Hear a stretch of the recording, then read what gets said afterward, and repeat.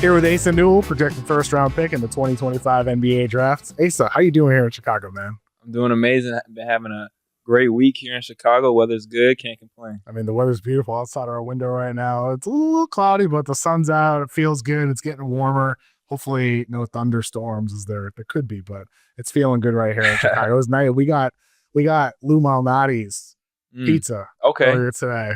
So good. Haven't heard of that. I might need to try that one. I mean, like, you're probably eating healthy at this time of year. Yeah. Not eating a full-on deep dish pizza. It's full like 3,000 calories in one meal. Yes, sir. But if you get a cheat meal, I highly recommend Lou Malnati's. It was delicious.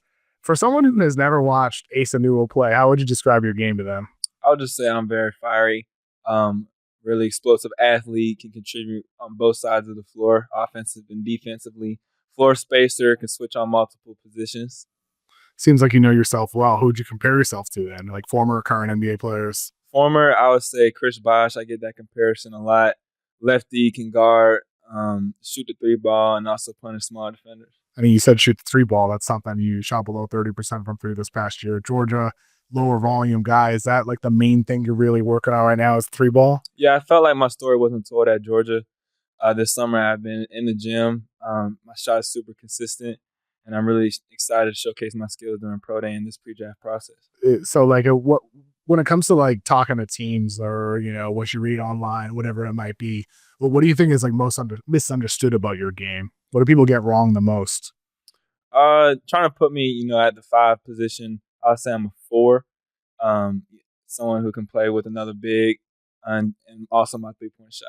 So like you view yourself as somebody who can play with another 5, with a 5 or even 5 in smaller lineups, like either lineup. Yes, sir. Very interchangeable. Actually, and I think that's like the interesting thing about, this year's playoffs have been super physical, but like you're also seeing a lot of teams use 2 bigs.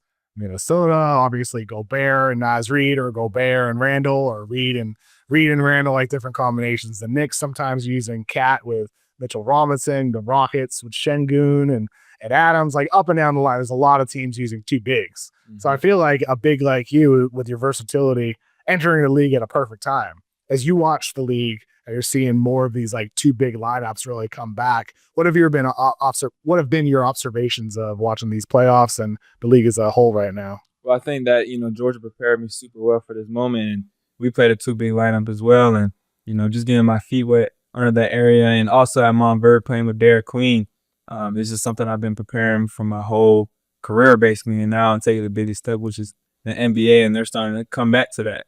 And watching the OKC game last night, and they did it as well. And, it's just something I'm super excited for. I mean, that's true. You got Chet and Hartenstein playing big minutes for them. It's a lot of minutes for them. And if it's not Hartenstein, it's Jalen Williams out there as well. It's just like a lot of teams are doing it. Like bigs are needed in today's league, especially when bigs come in with skill like you. Right. Like you do have skill. You can be a switchable big.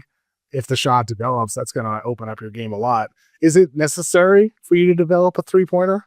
I think so in this day and age, having a knockdown shot. I'll say my 3-point shot is I'm very confident in my 3-point ability, and I'm really excited to showcase my ability. Has it been like mechanical changes or just reps? Like you're feeling confident in it, but like have any changes been made like that? No, it's just reps, consistency, and the type of shot that I'm getting. How would you describe yourself as a defender? Well, I'm agile. I can block shots, rebound, on the offensive end and defensive end, and just keeping my man in front of me. Now I think with you, like that's like to me the number one appeal. It's like this dude can plug into literally any team, any system, gonna bring energy, gonna bring versatility, gonna bring boards. That's like the number one appeal with you. With offense, like the rim finishing, the athleticism, the screening, verticality, and maybe the 3-pointer. Like you're just like a good all-around player that can fit with really literally any team. And you're kind of late lotto, mid lotto, late teens range. It's like any team I feel like works for you.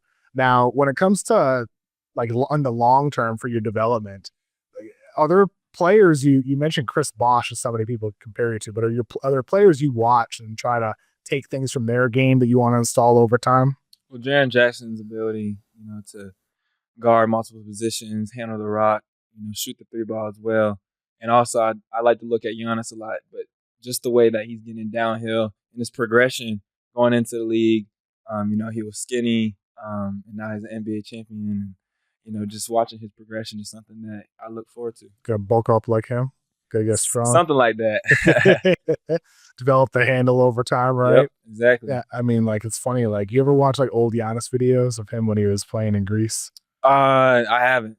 You should look him up on YouTube. Okay. Watch like some old Giannis. It's like he was like 2 inches shorter. Oh, for real? And like he was skinny, like you said, but Mhm. like you could still see that open floor fluidity and just the way he like euroed around people and Right. like kind of like that scoop shot he had around the rim. It was just kind of Mhm. cool to see an underdeveloped Giannis kind of like knowing what he's become in the NBA. Right. Who were your favorite players growing up when you started watching the game as a kid? Well, I was an Atlanta Hawks fan, so my dad got me a Kyle Korver jersey, and I just fell in love with him. That's why I wanted to shoot the three ball so bad. But that 2016 Hawks team with Paul Millsap, Kyle Korver, Jeff Teague, that was kind of my team growing up. I mean, Millsap's a good example of a guy who added a three. Yep. Al Horford added a three. Right. Like, it's kind of amazing. Like, Millsap was a 6-man of the year type of guy Mhm. in Utah, becomes an all-star. Horford's still in the NBA today at like 50 years old Yep. because he added the three. Yeah. It does show the value. Like, it's Right. kind of a theme this last decade for bigs, to your point, right? Yes, sir. So you've seen that with some of your favorite teams growing up with those Atlanta Hawks teams. And I saw Korver earlier today. I walked by him. Okay. Yeah. There you go. It's kind of weird. Like, I guess we were driving in our Uber and we saw Sean Livingston just really? sitting on like a bench on the street Yeah, that's a texting. beehive here in Chicago. That Marriott. I know, it's kind of crazy, like just seeing all these faces Yeah. that you see on TV and on social media and all that all in one place. Is it strange for you at all? A little bit. I mean, just seeing all the GMs and scouts, in the lobby, and the networking that goes on here. It's something incredible to see. What 2K rating would you give yourself as a rookie? 2K. Let's see. I'll probably like a 75. Rookie coming in. I think that's fair. If you could download any specific move from any player and have it in your game immediately, what would it be? I would just say Giannis's, his ability to get to the rim and Euro and playmaking ability. How would you describe yourself as a person in 3 words? Loyal, faithful, and happy. What's the most memorable moment so far in your career? Going 34-0 at Montverde Academy. Okay. I mean, that's pretty damn cool. Going Yes, sir. undefeated, right? Was there pressure like towards the end of the year? You're 31, 32, 30. Was like this pressure mount in those moments with being undefeated? I want to say there's pressure. We just kind of enjoyed it. And I felt like we kind of knew that we were going to do that. So that was our mindset going into Chipotle. And we didn't want to have a really relapse of our junior year of, losing in Geico. So we just kind of, took it to the chin and won the whole thing. What was your first encounter with basketball? What do you remember when you were young? Going to the park and, just playing pickup with my dad back in Athens, Georgia at Bishop Park. So your dad was really who got you into the game. Oh, yeah, 100%. Okay, I see. Yeah, with him, like, there must be some excitement. Oh, yeah, with for everything sure. going on now, You right? can't wait. Yeah. See, I mean, the Hawks have the 13th pick. He's probably like rooting for that, I'm sure, Hey. but we'll see what happens. Yeah, we'll see what happens. With you, I want to ask you some random questions, Asa. What's your biggest motivator? I say my family, just being able to uplift them and support them, and they're always supporting me, so I just want to give back to them. If you have any superpower, what would it be? I would want to fly. Okay. I want to fly anywhere, go to Spain, go to Greece. So you'd rather fly across the Atlantic instead of teleport. Okay, there you go, teleportation. Well, I mean, I like that better. Well, flying is a sensation. Yeah, that's you get true. to feel the air and all that. Teleportation is just instant. Maybe time travel. You never know. The time travel would be kind of cool. Would you go back to the past I'll probably go back to the past, see what it's like. or the future? A little Would bit you of both. you'd want to spoil the future? I don't know. That's some unknown. Guess it depends if you can change it. Like if it's different timelines. That's right. Could do Back to the Future all over. Yeah, again. right. I mean, I think I'd love to go back to the past. I don't know if I'd choose to go to the future For real? personally. I don't know. Okay. Unless I know it's like a different alternate timeline. I wouldn't want to know what my timeline is. Yeah. It would make me feel like it's all predetermined. That's true. There's no free will. If you go back to the past, you could change the whole timeline too. Sure, unless it's like you're just like a bystander. Yeah. You're just like a fly on the wall and you can see Yeah. everything happening. Exactly. That'd be pretty sick. That would be. What would you go back to in the past? Is it like a musician you'd want to see or an event you'd want to be part of in the crowd? What'd you go back to? Or a game? Who knows? Yeah, I don't want to see how Jesus walked the earth. I feel like that's something important. It's a good one. Seeing him, give out fish and bread to 1,000 or 500 people. It's like, this is legit. Yeah, for real. You really? Yep. Exactly. Oh my God. It's even crazier than that in the book. person. I mean, like my answer would be I'd like want to go to a Jimi Hendrix concert. Okay. Yeah. Oh, that's what I'd want to do. What's your weirdest habit, Asa? My weirdest habit. It's not really a weird habit, but I like making ice cream with my Ninja Creami.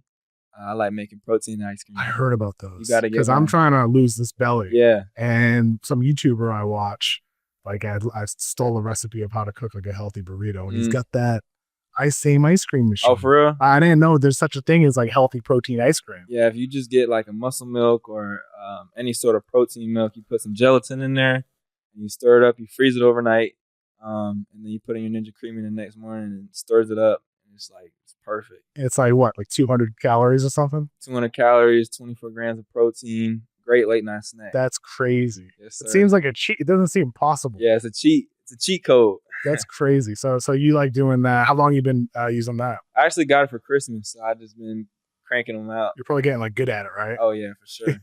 Do you have like different flavors? You do soft serve or hard serve always? I usually do soft serve. I love soft serve. That's my favorite. The best one, but I really been only making like cookies and cream or like straight vanilla. Okay, so you put the ingredients in there too. Yeah. Okay, I see.